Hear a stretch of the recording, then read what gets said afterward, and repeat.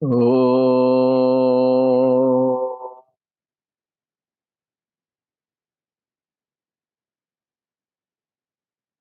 oh,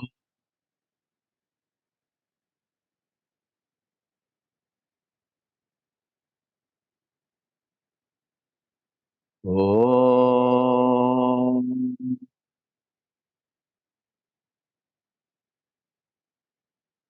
Sahana vavatu, sahana bhunaktu, sahaviryam karavavahai, tejasvinavadhitamastu, ma vidvishavahai.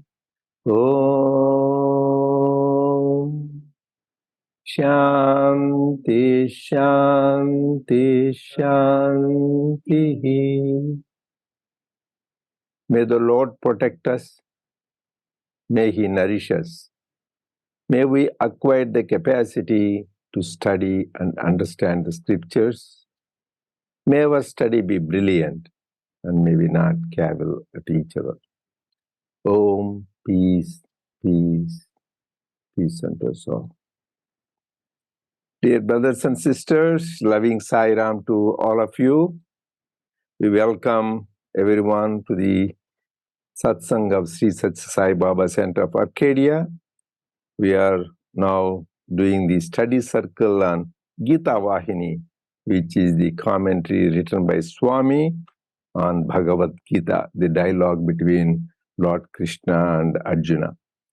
So we were up to the chapter 4, and I think you might have got in your email that we are going to start on the electronic thing, page 20. And if you have a hard copy, it is page 32. And we will start on the thing. Well, you might have another doubt because just briefly summarizing, last week we talked how the two important things, how Swami says, everything you should take with prasada buddhi, attitude of gratitude, that everything is a divine gift. So when it is prasad, we take with all, whether it is bitter or sweet, we take with the same reverence and gratitude. Similarly, in the life, the experiences we go through, bitter or sweet, ups and downs, you take it as a gift of God. Then that will lead us to the easy path towards liberation, that Swami said. That is why the example of Mother Kunti, who prayed for more difficulties so that she could be always thinking of God. Because the bottom line is to realize God, the only thing is always be in tune with God. So how to be in tune with God? We all know when you are having frivolous pleasures, mind gets distracted. When in pain, most of the people go to prayer and spiritual practices. That is why she prayed. But if even joy time you could be in tune with God, that is good. You can have good time at the same time in tune with God. But in general, people when they are in those sense enjoyment pleasures, they are out of tune with God. That is why there's another important point last time we talked about. And also we talked about which is the intellect. So with Dhiyo Yona Prachodayat, this always we chant this 15 minutes. We followed Swami divine golden voice chanting Bhurbhuva Swaraha. We all joined that. So that is important. Is Swami gave so much importance this Vedic mantra Gayatri. This is Gayatri Chandaso Mataha. It is the mother of Vedas. And by chanting with, that is why it's called Gayatri, Gayate, Trayati iti Gayatri. By chanting which, you will be liberated. Gayatri means chanting which, Trayate, you will be free. So that is the power. And last time we talked about intellect. And that is the time the people discussed, we should know what we are discussing, meaning, because we had that various kinds of ceremonies at the Sai Premanilayam. Some of them looked very ritualistic, right? They sit there, so they have a yagna kunda, there is fire, and you pour the oblations and invoking certain mantras. What does it mean? So one thing is, everything becomes a ritual when it is done mechanically without understanding the meaning. The same thing, ritual becomes spiritual when you understand the meaning. Like Swami says, all these major festival holidays are holidays, but they become holy days when you spend thinking about God. So similarly, we talked about, and I was request, please explain what we talked about it, because they said it was very helpful. Because in spirituality, three things: Shravanam, Mananam, Nididhyasam. Just listen. Listen, it goes one ear to the other ear, nothing sinks. Mananam, recapitulation, is very important. And Swami gave the beautiful example of cow. And cow grazes the grass and goes and eats. And then after that, quickly, it goes to a corner and brings out the cud and chews the cud. Then it becomes part of it. You assimilate. First is ingesting quickly, there is Shravanam.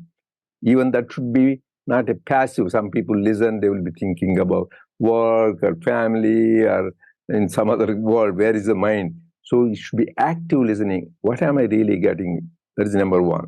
Then even though you're actively listening, we can forget, because these are all highest truths. So it is sometimes it could be very abstract. So you need to have mananam, contemplation, recollection, so then you can dive deep. And most important, third one is nididhyasanam. Okay, we understood. How do you put into practice in our daily life? That is the bottom line. Otherwise, any amount of listening to any number of saints and even Swami's discourses will take you nowhere, and any amount. But final bottom line is one aspect. Swami said, in matchbox, you have so many matchsticks. You don't need all the 700 matchsticks. One matchstick, it works, it lights the lamp.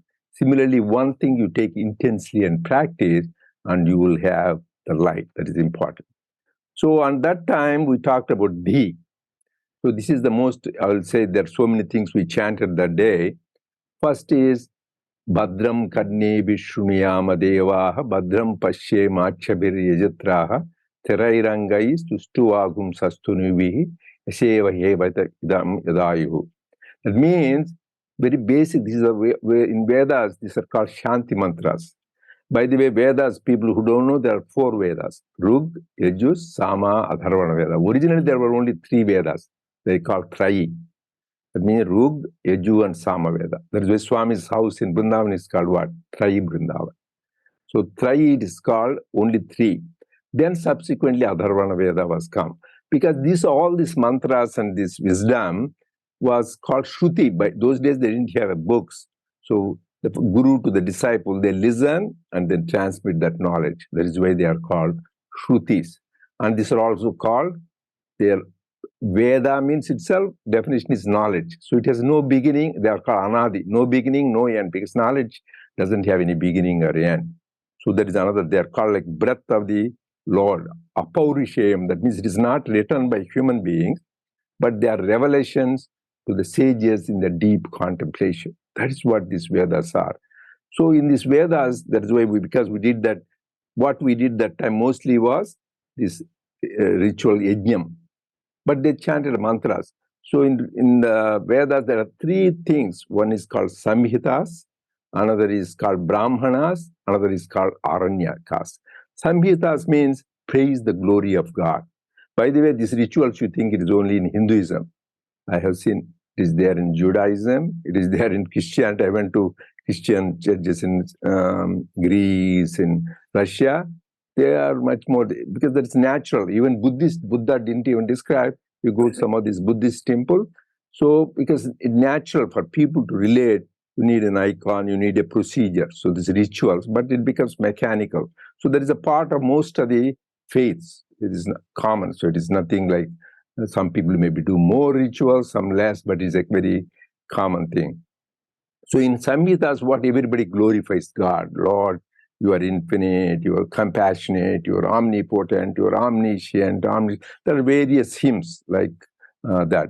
Second is Brahmanas, that is these yajnas where we do to propitiate the Lord and their presence. That is what we do. When we do that fire thing, we put the various things as an offering to God.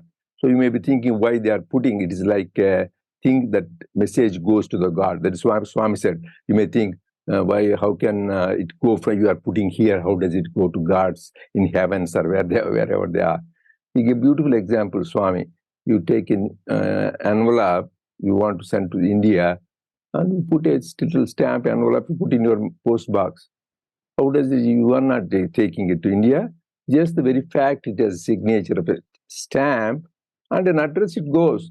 Similarly, the gods you address with that faith and love and that adoration, it goes to them. And then they get pleased. That is why Lord Krishna says, Yajñartho anya karmatram lokoyam karma bandhana. Anything which is not done in the yajna, it is going to give you bondage, any work. We may think, okay, in this present age, how can we do yajna? Everybody, householders or whoever. In the higher spirit, Swami beautifully made yajna is anything done with the highest good of the society. So all those, any collective thing you do, that is a yajna. And there are so many types of yajnas. One is ritualistic yajna we do. Japa yajna, repeating God's name is yajna. And then reading the scriptures, that is jnana yajna. So Dravya yajna, giving charities to the poor people, that is a yajna. So there are so many yajnas. Of them, Lord Krishna says, yajnanam japa yajñosmi. Of all the yajnas, I am the japa yajna. That means easiest and best. It doesn't need, like, for example, when we do that ritual, you remember, we have to buy these little grains, we have to build these precious gems, and we have to have that, and this ghee, and that material, and you need a priest. Japa doesn't need anything. Just quietly sit, go inside. That is the greatest yajna. That is why Lord Krishna himself, yajnanam japa yajñosmi. He gave so much importance to the japa yajna. So it is accessible to all and doesn't need any special place, anytime, any place, one can do. And it is there common for all faiths. Today, the Christians, they say Hail Mary, or Lord Jesus save me, or even Buddhist Mani Padme Hum, or Guru Nanak. Any faith, they relate to a name. This is why name of the Lord, name and the named are not different. That's why in the Bible also said, the first comes the Word, and the Word is God. So that is the power of the Word, and it is easily accessible. That is what we talked. And then we talked about, as I said, we all, Bhadram Kar, we want to hear always good things. So whenever somebody is talking to you, which is not taking you to God, is it taking just nicely, you should walk away from the situation. People talk about gossip, criticizing somebody, or rumors about something. You should say, nicely, smilingly, you should walk away. If you are not there, it is not good for you, not good for the environment. You should be very firm in once you know what is good. And Bhadram Pashyebi, you should see whatever is good, auspicious. That means it's the divine entity, see the divine nature, see God in that. That is good. And use all the limbs. Sthirairanga is tushtu vagumsa. That means let my all limbs be strong, Lord, so that it can be in the service of you, God. And God is who? The whole universe is the manifestation of God.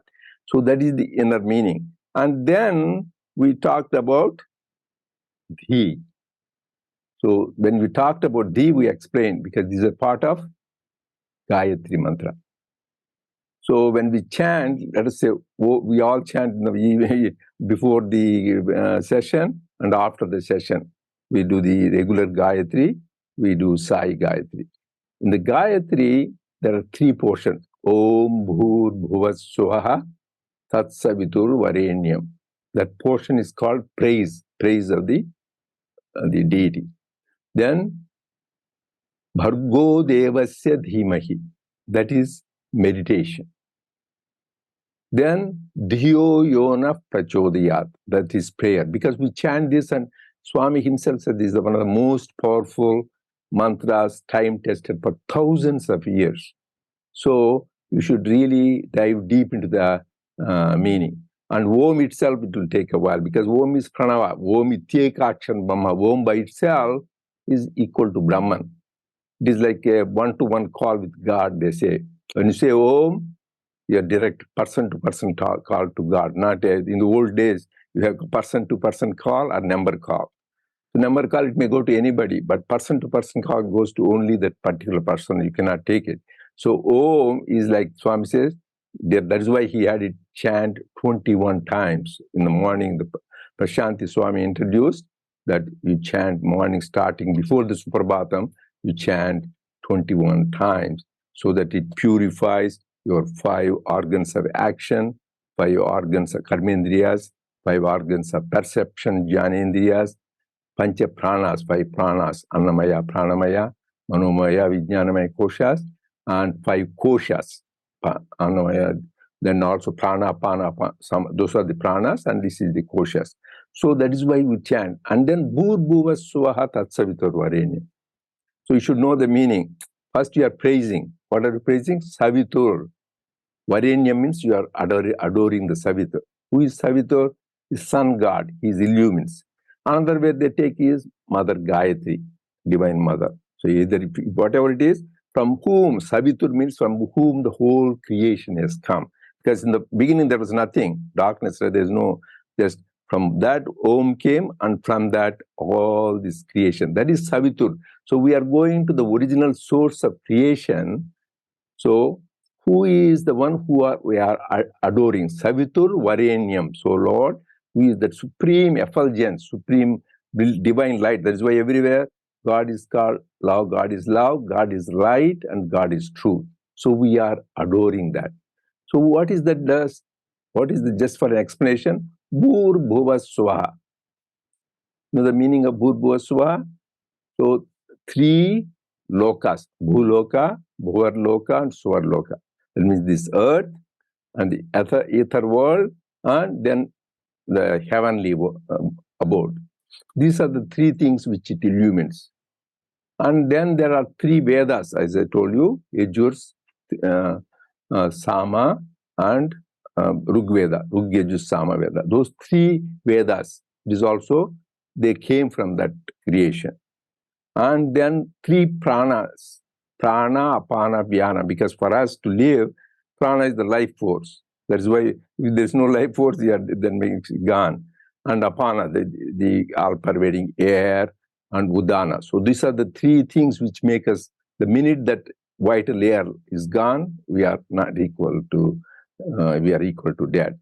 So this is also, it is the one which is, they came from the Savitur. And then 3 deities, they call, one is Agni, Vayu, and Surya, fire god. You may think, what is fire important? These old people, these primitive tribes used to worship fire. So fire is important both outside. You want, anytime you want to do any cooking, which is essential for eating. So without fire, you can't do. And also fire is not in control. What happens? You may get wildfires and have accidents. So fire, you need to, the tradition, all the Vedic times, worship of the fire. But the real fire, Lord Krishna says, everyone has the fire. Vaishwanara, we chant after Brahmarpanam, Aham Vaishwanaro Bhutva Praninam Dehamashya. As the inner digestive food, the fire of juice, I digest your food, the Vaishwanara. That is the thing. And if you don't have the fire of digestive juice, what happens? We have got indigestion, we have digestive problems. So we think we take it granted, the appetite, hunger, that is all gift of God. That is the internal fire. External fire and the internal fire. Agni, second thing I said is Vayu, wind. There is also people worshipped for times immemorial, ancient cultures, all the 3 things they worship: fire, sun, and then this air. So when you worship Vayu, why is important? The breath. The minute your breath is gone, you're dead, right? There is as long as you are breathing, inhaling and exhaling, you are alive, otherwise gone. So that is why this Vayu is important. And same thing, Vayu, if it is too much, you will get the hurricane or what is the other thing? People go tornadoes, in Oklahoma, like that. So you can get, or there is no air, the standstill, you'll really feel stifled and all that. So you need air and very far breathing process. That is why whole thing Swami simplified. So that is the Lord inhaling and exhaling. I am that. So as long as you watch the breath, Swami said that itself is a spiritual exercise. So there is the three Vedas and three Pranas.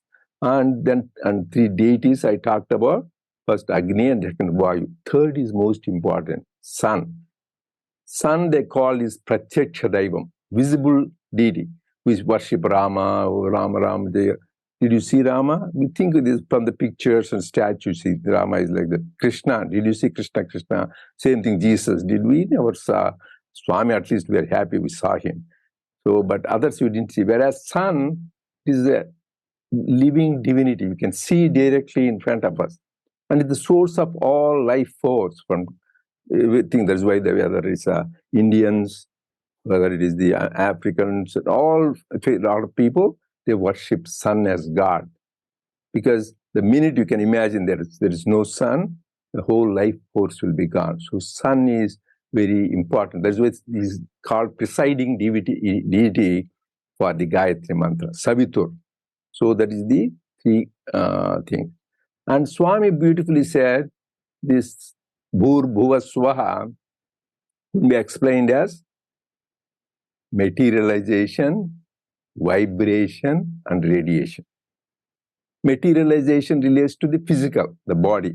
So we all have body, the senses, 5 senses. These are all related to the body. That means we need it has given us the body. Second is vibration. That is the subtle thing which we don't see. That is your mind and the intellect. Those are the things. And final thing is, which one? The other one? What did I say? Material. Now radiation. Radiation is this all over it has no limitation. It is all pervading force, which is the Atmic force. That is what. So this is materialization, and then radiation, vibration. So materialization is first level, body level, and then vibration, then finally radiation. That is what once we remember, that is Bhur. Otherwise, we chant Om Bhur Bhuva Swaha Tat Savitur Varenyam. So otherwise, we will say, we adore that Savitur, which is Sun God or Mother Gayatri, which is responsible for the three lokas and three Vedas and three pranas, three of the important forces, sun and wind and fire, and gives us wisdom. And so when you pray that, so next, once you see that light, Bhargo Devasya Dhimahi. Dhi means that you are contemplating on that Bhargaha. Bharga means divine brilliance, because sun is that brilliance. Or God himself as a light, we contemplate. Because what do we chant? Tamasoma Jyotirgamaya, from darkness leadeth to the light. So we contemplate on the divine brilliance. That is meditation. When you meditate, Lord, you are that. First you are adoring him, praising him, and you are that great thing which are responsible for all this. Then from the divine brilliance, I'm just going to meditate.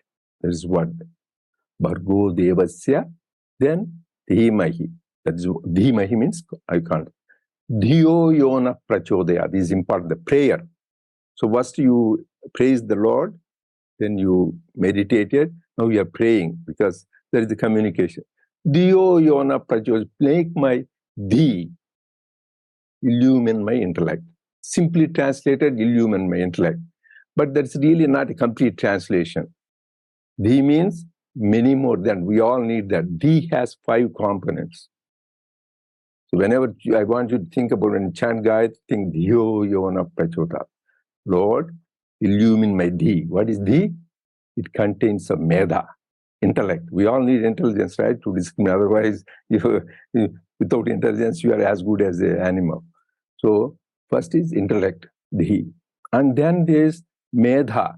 Medha means it is higher spiritual heart. You want to stimulate. And then Prajna, that includes, Prajna means awareness. Some people are very intelligent, what is going on, but they don't have awareness what is going on. So you need to Prajna. The Lord gives you Prajna. And then Smriti, that is memory, higher memory. Your memory will be very sharp. That is why Swami says people who chant Gayatri morning, evening, you will be successful in exams, you will do very well, because your intellect will be very sharp. And another thing, smriti and dhruti, that means you will have higher willpower. Anything in life we want to do, we need to have willpower. I want to quit smoking, I want to quit drinking, I want to focus on God. For that, all that you need a willpower. So it gives the dhriti. So let me summarize. These are 5 important things, so it is not easy. You just, if you want, we discuss this also in the Eternal Companion in the editorial. So it will give you the, number 1, the intellect to do the discrimination. That is, the second is medha, and then you should give higher spiritual heart. And third thing is prajna, awareness. And fourth thing is memory, sharp memory. And then higher willpower. Can you imagine, is there everything is needed in our day-to-day life, right? We need intelligence, we need to be aware of what is going on. And Swami's students are an example I could see. I said, my God, he will be saying something, and he looks at them and they already know what to go there, prasad, distribute, or stop not doing this, get the water. Because the tuned, like I used to go with Swami in the car, and the driver, I can't believe, he will be driving and Swami doesn't say one word. Probably he watches his eyes or something. It is right turn, then left turn, again turn back. So everything, that means they're so tuned, that means their awareness is so high, you are tuned to that. That is called prajna. We all need that intelligence we need the awareness. And we need memory. You say, that's why they say diseases, short-term memory loss, long-term memory loss. People get that. That is the problem. Like there's Alzheimer's disease and other problems nowadays, because this memory loss. That is why if you don't want to have Alzheimer's or anything, go on chanting Gayatri. So it prevents or postpones your problems. So it will give you sharp memory. And then, what is the other one I said? Prajna. That is the awareness. And then dhruti, willpower. Because everything, okay, I will get up at 5 in the morning, I want to do that.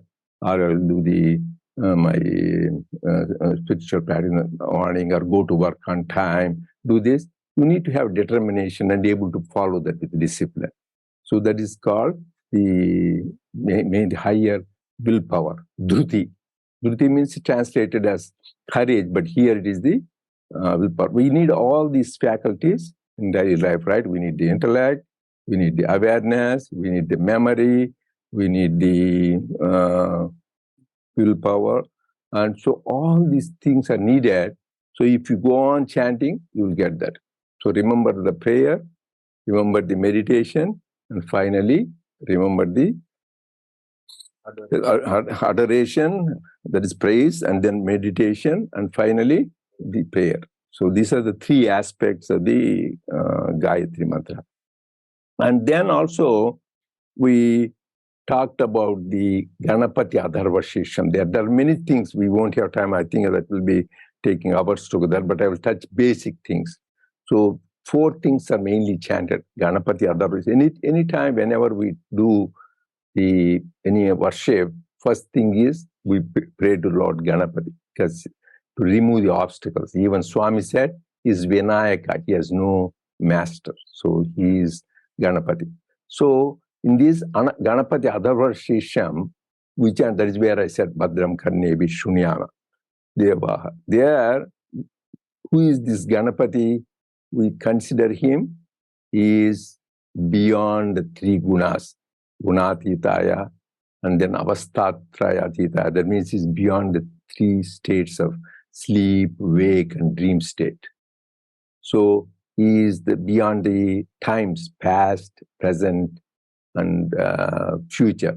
He is beyond all, and he is Mooladhara Sthitos Nityam. He is in our spinal column at the bottom as Kundalini power. He is the one who gives, they say they awakened your Kundalini. That means awakens your spiritual energy. Then it's how you progress spiritually. Mooladhara Sthitos Nityam. He is there in our Mooladhara chakra. There are so many chakras, Mooladhara chakra, and then Anahata chakra, and then Vishuddha chakra, Ajna chakra, Sahasrara, like that. There is evolution of the spiritual energy, and people finally, the people yogis, they live in that energy, always tuned in the Sahasrara chakra. So that is another thing, Mooladhara Siddhyosi. Nityam, you are praying to that Ganesha. And then there we consider this, when you think about Ganesha, you should think about his wonderful qualities. This Ekadantaya with Mahe Vakratundaya Dhimahi, when you think about his only one task, yeah, something, already it is elephant head on the top of it, one task doesn't look good. But there it shows his determination. Like we were talking about that, Dhruti, when he was asked to take this transcription of the Mahabharata by Veda Vyasa, he says, so just I will go on writing.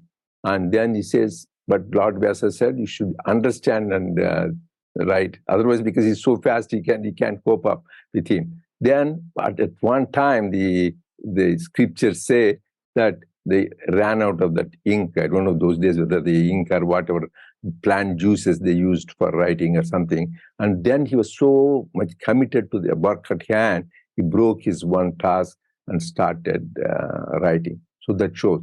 And also his tusk shows the power of discrimination, because it can carry a huge log, and at the same time, it says it can pick up a small needle. That means small to the biggest, so he has power of discrimination. That is what the tusk stands for. And his huge ears. So that means always listen.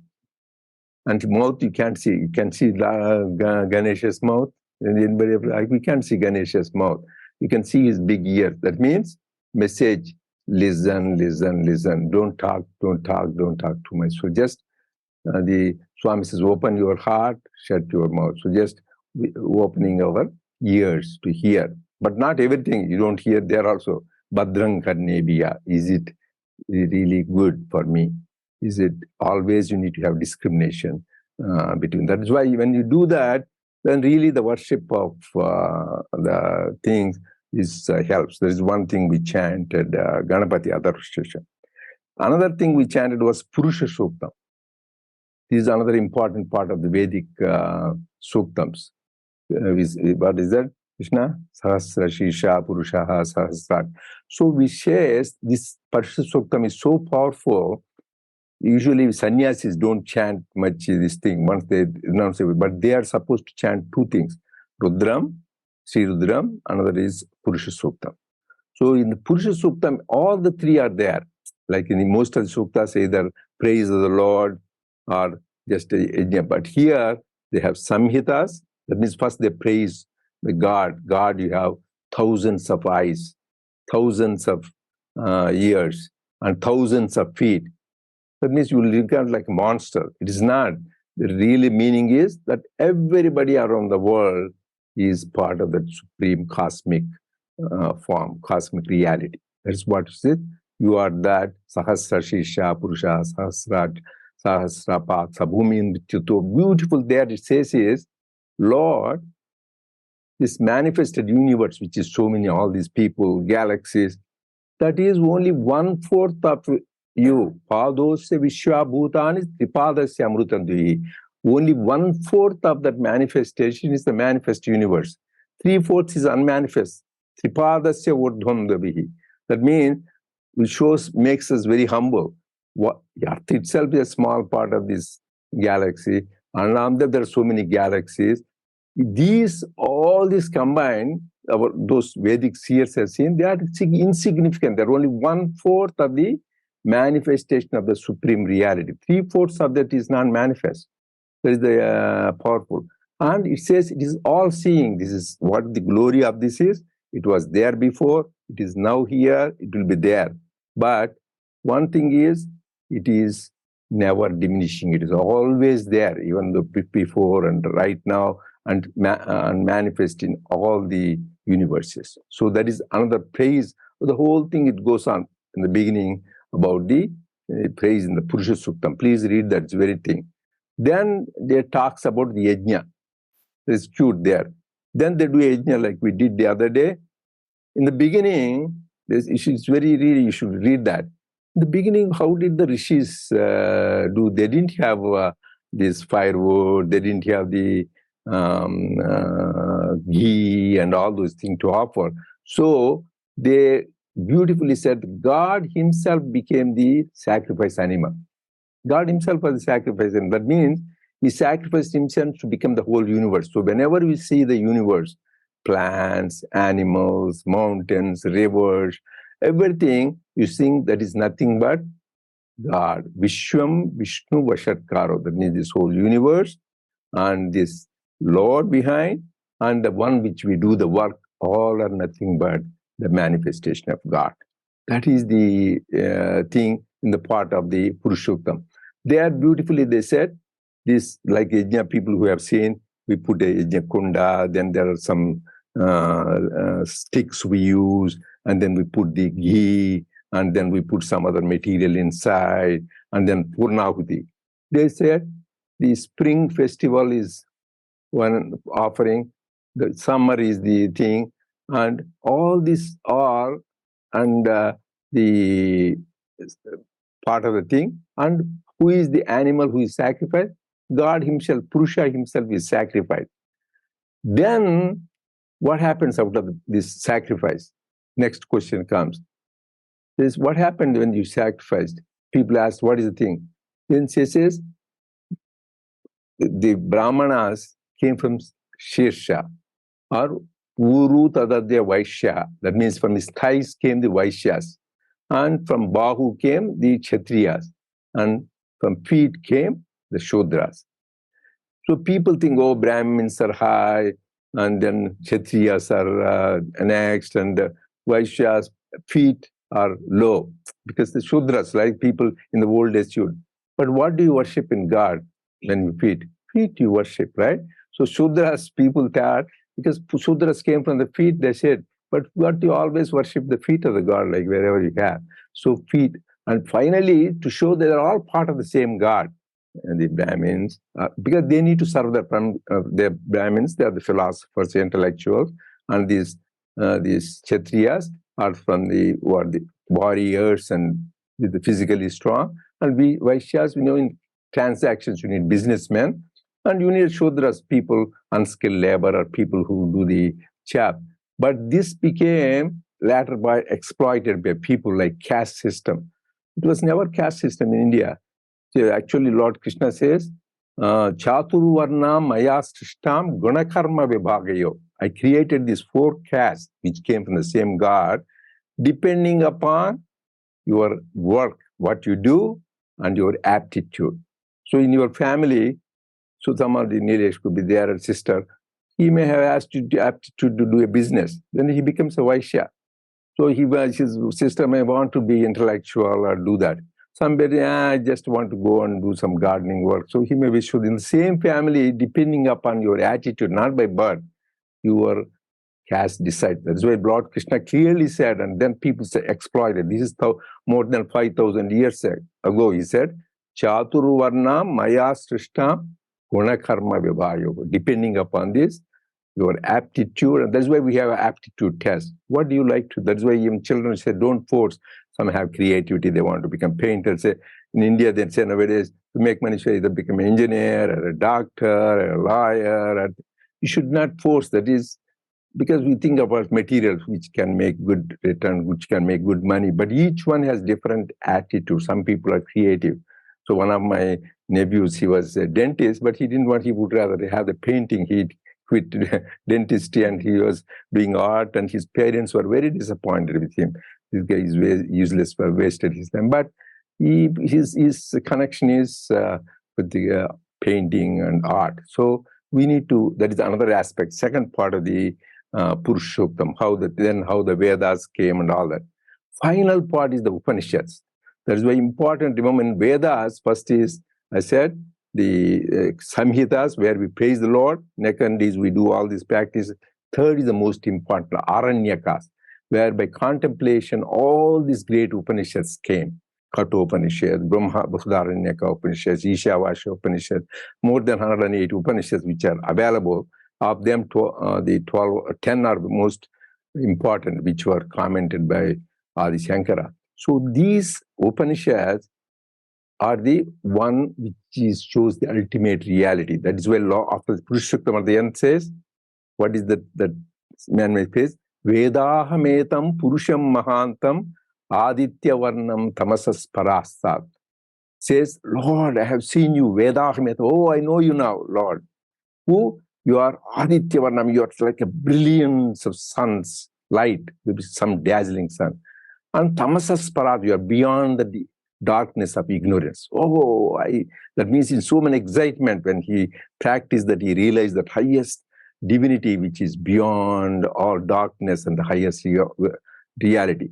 Then once you realize that, he declares, Nanyah pantaya ayanaya vidyate. To realize God, it is no other way. It affirms this is the only way to realize God, where you realize that highest illumined source which is beyond all darkness. That is the thing. And this is all contained in the Purushottam and then in the Upanishads.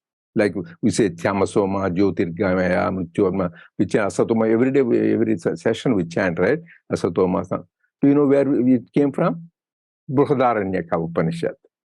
Lord, lead me from darkness to light. This came from Brihadaranyaka Upanishad. So most of these important prayers came from these Upanishads because they are the Vedanta. That is why it is called Vedanta. End of Vedas. Anta means end. So they are the end of Vedas. They are the culmination of the knowledge.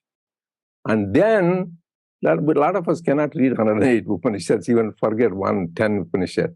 So Lord Krishna made it easy for us. What did he go? Bhagavad Gita. That is why he says, Sarvopanishado gavo dogdha gopalanandaha partho vatsa sudhir bhokta dugdham gita amrutam mahat. So all things Upanishads you can't read. So take all the Upanishads like a cow, and Lord Krishna is a cowherd who is milking the cows. And the essence which comes out, that is the Gita. So instead of struggling to read all the Upanishads, if you dive deep, and this is given by, that is all revelations, Upanishads were for the rishis, whereas this is God himself taught directly. That is why it's called Bhagavad Gita. Gita means in his celestial song. But this is Bhagavad Gita. Lord himself said, that is why it is the essence of all Upanishads. That is all we need to read this Bhagavad Gita, focusing on the things. That is why once you read that, is all the great masters said, it is translated in so many languages, so many people have that. It is like people like statesmen, like Gandhiji, are great saints. All people adore it because it summarizes the essence of highest truths, and which are given by God himself. So I think we should conclude, and we'll continue the study circle.